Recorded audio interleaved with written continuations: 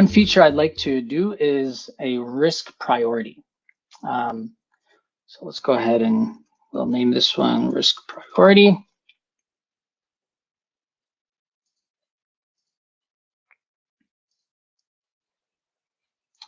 And what we want to do for the risk priority, this is a really nice feature, which is going to give you an idea of how to prioritize your risks from the simulation. You know, Francisco went over a really nice way to help you prioritize which risks you should go after, but on the qualitative side.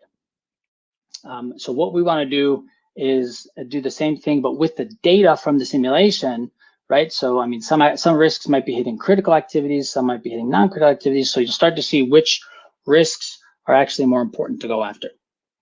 So what we want to do is set our strategy. We want to tell NetRisk for the purpose of the simulation that we want to mitigate all of these risks. So we can go ahead and set to mitigate.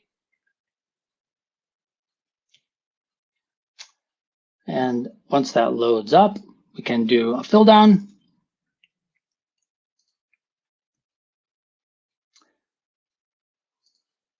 And we'll come back over to our simulation view.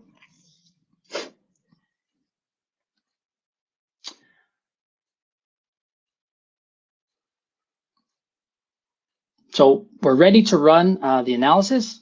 And we just check the box up at the top, calculate risk priority. And just for the purpose of the demo, I'm going to bump it down to 100 iterations. So what it's doing, and I see I didn't actually check the box for you guys. So what it's going to do here is run multiple passes through the network. So first, it's going to find the risk with the highest impact, and it's going to take it out. Then it's going to run simulation again, and it's going to see, well, now what's the risk with the highest impact, and it's going to take that one out. And you know, some other tools you might be familiar with, they do this. It's you know, the iterative assessment, the automated removal, and the benefit is that now we get a concrete impact for each risk. How many days could I save if we were to mitigate this risk?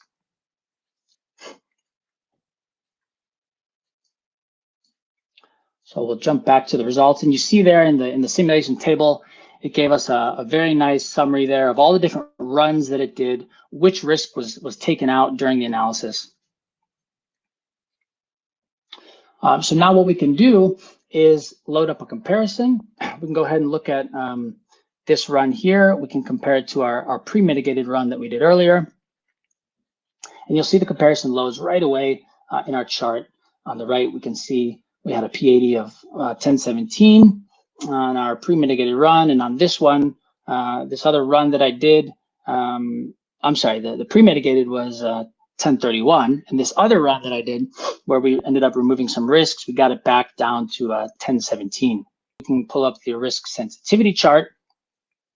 And here's where, you know, if I had assigned my design risk on a couple different activities, you'll be able to see, well, what was the impact of the risk on, you know, activity A and activity B.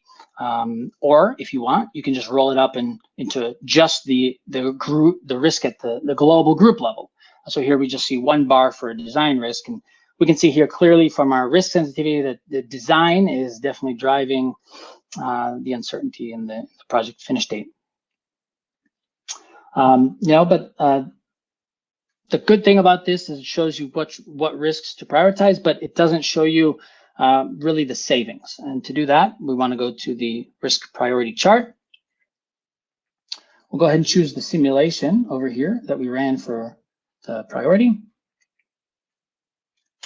And now we can see on the x-axis actual number of days that we could gain if we were to be able to, you know, completely mitigate that risk. So yeah, this is really a game changer. Now we can go back to our risk register, create some more mitigation scenarios based not just on the qualitative probability impact, but you know, what we can actually save in the schedule for the schedule or cost.